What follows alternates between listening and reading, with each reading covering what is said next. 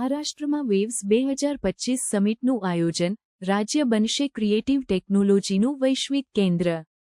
મહારાષ્ટ્રના મુખ્યમંત્રી દેવેન્દ્ર ફડણવીસે જાહેરાત કરી છે કે world audio visual and entertainment summit 1 મેથી 4 મે 2025 સુધી મુંબઈના જીઓ કન્વેન્શન સેન્ટરમાં યોજાશે। આ સમિટમાં ફિલ્મ, એનિમેશન, ગેમિંગ, મ્યુઝિક અને ડિજિટલ મીડિયા ક્ષેત્રના વ્યાવસાયિકો માટે વેવ્સ બજાર, વેવ્સ એક્સેલરેટર અને ક્રિએટોસ્ફિયર જેવા વિશેષ ઉપક્રમો રજૂ કરવામાં આવશે। મુખ્યમંત્રી ફડણવીસે જણાવ્યું કે આ સમિટ ભારતને મીડિયા અને એન્ટરટેઇનમેન્ટ ક્ષેત્રમાં વૈશ્વિક હબ તરીકે સ્થાપિત કરવામાં મદદરૂપ થશે। મહારાષ્ટ્ર સરકારે નેશનલ સ્ટોક એક્સચેન્જ અને મનીબી ઇન્સ્ટિટ્યૂટ સાથે ત્રિપક્ષીય સમજૂતી પર હસ્તાક્ષર કર્યા છે, જેનો ઉદ્દેશ નાગરિકોને મૂડી બજારમાં રોકાણ અંગે જાગૃતિ આપવાનો છે। આ પહેલ નાગરિકોને પોન્સી સ્કીમ અને સાયબર ફ્રોડથી બચવા માટે માર્ગદર્શન આપશે। એનએસએના સીઈઓ આશિષ કુમાર ચૌહાણે જણાવ્યું કે આ સહયોગથી રોકાણકારોને યોગ્ય માહિતી મળી રહેશે, જેનાથી તેઓ વધુ સારી રીતે નિર્ણય લઈ શકશે। ઉપગ્રેડે મહારાષ્ટ્ર સરકાર સાથે સમજૂતી કરી છે, જેના દ્વારા રાજ્યમાં એઆઈ એક્સેલન્સ સેન્ટર્સ અને અર્બન યુનિવર્સિટીઓ સ્થાપિત કરવામાં આવશે। આ પહેલથી 10 લાખથી વધુ વિદ્યાર્થીઓ અને 2.5 લાખ ગ્રામીણ યુવાનોને લાભ મળશે। આ પ્રોજેક્ટ મહારાષ્ટ્રને વૈશ્વિક શિક્ષણ હબ તરીકે સ્થાપિત કરવામાં મદદ કરશે। મહારાષ્ટ્ર સરકારે દાવોસમાં વર્લ્ડ ઇકોનોમિક ફોરમ દરમિયાન 15.70 લાખ કરોડના 61 સમજૂતીપત્રો પર હસ્તાક્ષર કર્યા છે। આમાંથી મોટાભાગના રોકાણો વિદેશી સીધી રોકાણ રૂપે આવશે। મુખ્યમંત્રી ફડણવીસે જણાવ્યું કે આ પહેલ રાજ્યમાં નવીનતા અને કૃત્રિમ બુદ્ધિ આધારિત ઇનોવેશન સિટીની સ્થાપનામાં મદદરૂપ થશે। मुझे बहुत खुशी है कि world audio visual entertainment summit waves का आयोजन मुंबई में हुआ।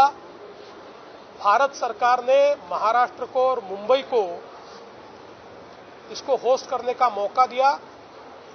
आदरणीय प्रधानमंत्री जी ने कल उसका उद्घाटन करने के बाद दुनिया भर के लोग जो यहाँ पर आए हैं, वे लोग ये कहते हैं कि इस स्केल का और इस क्वालिटी का प्लेटफॉर्म इस क्षेत्र में पहली बार तैयार हुआ है।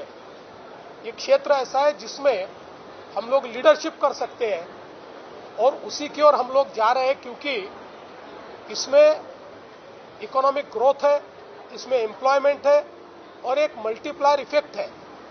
और इसी के चलते हमारे वेव्स के प्लेटफॉर्म पर कुछ बहुत अच्छे एमओयूज हुए हैं, जिसमें पहला आज एनएसई ने एक वेव्स इंडेक्स शुरू किया है।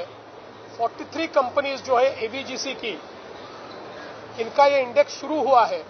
इससे इस क्षेत्र में निवेश की इकोसिस्टम को खड़ा करने के लिए एक बहुत बड़ा फायदा होगा। और मैं तो ऐसा मानता हूं कि इसकी जो सफलताएं हैं वेव्स की, उसमें से एक बड़ी सफलता ये वेव्स इंडेक्स के रूप में हम लोगों ने यहाँ पर शुरू की है। इसके साथ साथ हम लोगों ने 2 यूनिवर्सिटीज के साथ एमओयू किया है। नई शिक्षा नीति में प्रधानमंत्री जी ने फॉरेन यूनिवर्सिटीज के लिए हमारे दरवाजे खोले।